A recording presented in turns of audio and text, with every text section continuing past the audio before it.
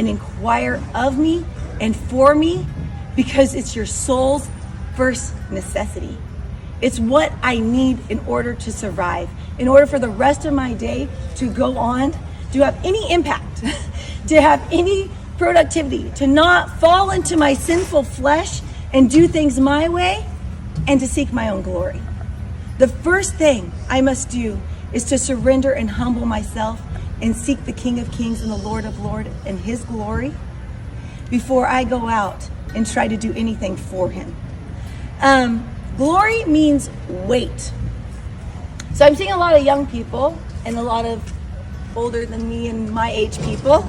And I feel like anyone who's been around at all and who has done anything at all could understand what this might mean. If you've ever competed, if you've ever had to stand up here, if you've ever done anything that has caused you to perform in some way, I think it'd be easy to say that it's hard to not want a little bit of glory.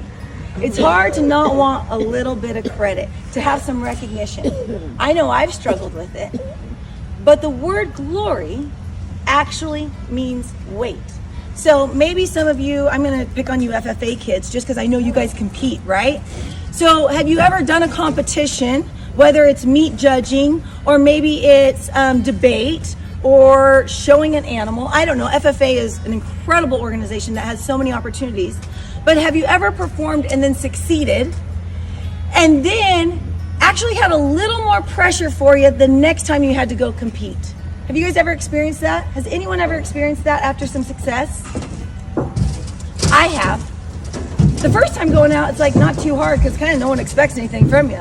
The second time that you've actually had success and you go out, then it's like, oh man, I'm feeling some pressure. We have 4 kids and 3 of the 4 all compete. They're all in sports. The last one's still 2.5, so he doesn't compete at this point in his life. But he wants to. He thinks he can do what they can do. But what I've noticed in them is when they have success, I start to see this pressure come on them. And they start to feel this weight. Because I think it's human nature, but I think it's all the tactics of the enemy who's telling them lies of, if you don't do well this next time, your value and your worth, what are they going to think of you?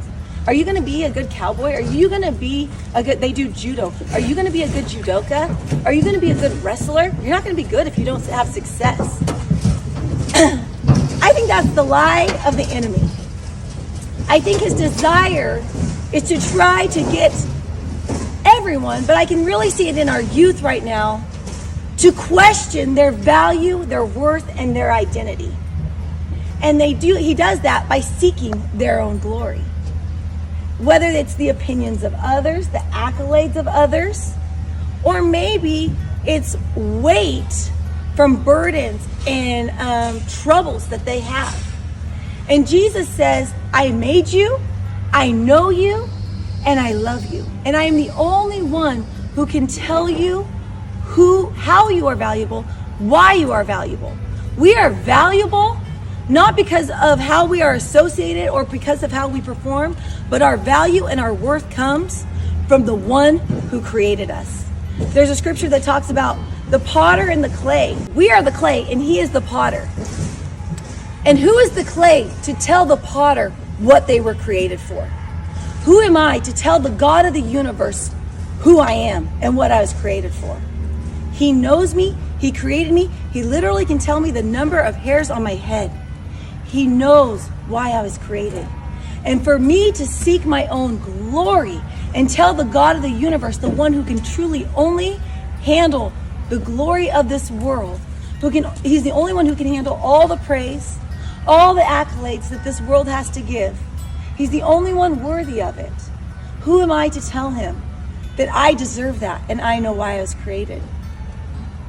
I have no right. And actually, it will destroy me because glory is weight. So if I try to take the glory that was only meant for the God of the universe, the creator of the heavens and earth, and I try to put that on my shoulders, it will destroy me.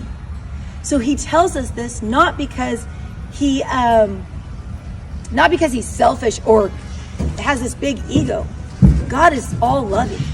He is all knowing. He does this and he tells us this to cast our cares upon him, to give him all the glory, because he knows that we are not strong enough to handle it, because he created us. He knows our limitations. So, in wrapping up, I'm going to share with you my life scripture, because I think sometimes glory, even if we're not seeking it in the praise of others, sometimes we can steal God's glory when I try to take things and I try to carry them, like worry, fear, anxiety, doubt. And I realized this, he kind of revealed this to me, that when I'm carrying those things, I'm stealing his glory. Because if I'd cast him over to him, he would be the one who could fix all the problems, and he would in turn get the praise. And then all eyes would look to him, and we could give him glory, which is rightfully due. So my life scripture is this: therefore, humble yourself under the mighty hand of God. That means to set aside your self-righteous pride, so that he may exalt you to a place of honor in his service at an appropriate time. And then this is two separate verses, but all one sentence. Casting all your cares upon him, all your anxieties, all your worries, all your concerns, once and for all. I don't know, for me it's multiple times a day I have to cast my cares upon him. For why? Why? Because he cares for you.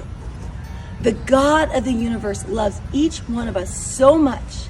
If we were the only human being that he created on this earth, and sin separated us from him, he would have still come down from heaven, died on the cross, conquered sin and death for you and for me. That's some kind of love.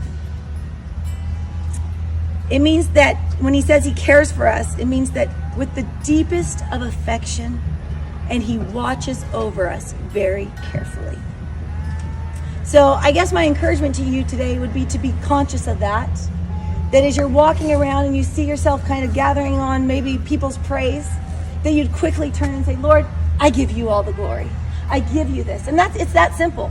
Lord, I give you this. I give you this glory. Or maybe people are coming and they're throwing on you all their expectations of you, and it's becoming wearisome and it's becoming anxiety.